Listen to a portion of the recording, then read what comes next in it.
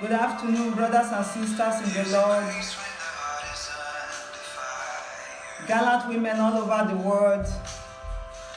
God bless you, God bless you, God bless you. Greetings from the Lord Jesus Christ. Grace, mercy, favor be multiplied unto you from our Lord Jesus Christ. Wherever you are, I release blessings upon you. May grace be multiplied unto you.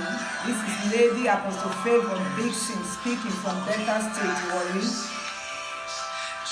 I hope you are doing well. No matter what is going on in the world, Jesus said, I should tell you, it is well with your soul, it is well with your body, it is well with your ministry, it is well with your family. Yes, it is well with you. I am here to encourage you, brethren, this afternoon. I'm here to tell you that it is well. For before the world was found, the Lord Jesus has already predestined us. He has already given us victory over these hours of tribulation, trial, stress, frustration, depression. I know a lot of our sisters and brothers are out there being frustrated, depressed, but I'm here to tell you this afternoon that it is well with you. For the Lord our God is mighty and merciful. He says He will never forsake us nor abandon us. Yes, God bless you. Let us pray. Our Heavenly Father, merciful God, King of glory, I am that I am. Mighty man in battle, the rock of ages, the all-sufficient and all-powerful God. We worship you this morning. This afternoon, Lord, we give you glory, we give you honor, we give you all adoration. I'm thanking you, Lord, because you are in charge of our life. You are in charge of whatsoever that is going on right now. You are in charge of every situation. Father, we thank you because you have already taken care of our lives. In these hours of trials, tribulation, Lord, we are never going to lack. Those who put their trust in you will be protected, will be guided, will be surrounded with goodness, with mercy, with favor, with blessing as you surrender Jerusalem. Thank you, Father, for as many that will hear the sound of my voice. Lord, you will bless them, you will heal them, you will deliver them, you will favor them in the name of Jesus. Thank you, Father. In Jesus' name we have prayed. Amen. Brothers and sisters, we are in a hard time.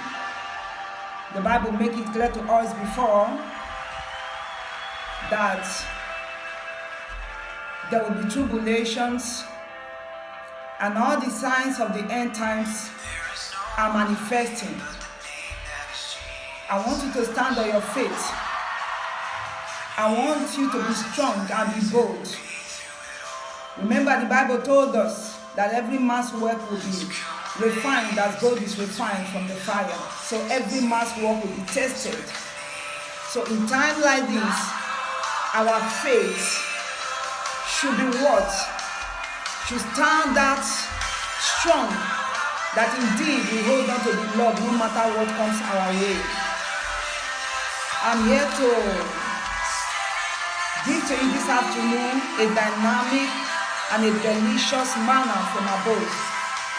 From the book of Jeremiah 33 verse 3 says, call on me in the days of trouble. I will hear you, and I will show you great and mighty things you know nothing about. What am I trying to say? That this is the hour. Now that you are not there at home, everywhere, everyone is expected to stay at home. This is the hour for us to study more of God's word. This is the hour for us to feed our soul with the word of God. This is the hour for us to seek the face of God. This is the hour for us to ask God to show us things to come and things that are now. This is the hour for us to ask the Lord to strengthen our faith, to increase our faith. There are a lot of brethren at home now, no food, no money, no help. I tell you the truth, the Lord will surely provide your daily bread. Speak to the Lord individually. Lay your complaints to Him. The Lord promised He will never fail us. He will never abandon us. He said, call on me in the days of trouble, which at times like this, call on me. I will show you great and mighty things you know nothing about. This is the hour the Lord wants to communicate with us and show us deep secret things about this time and even about tomorrow. For the end is now.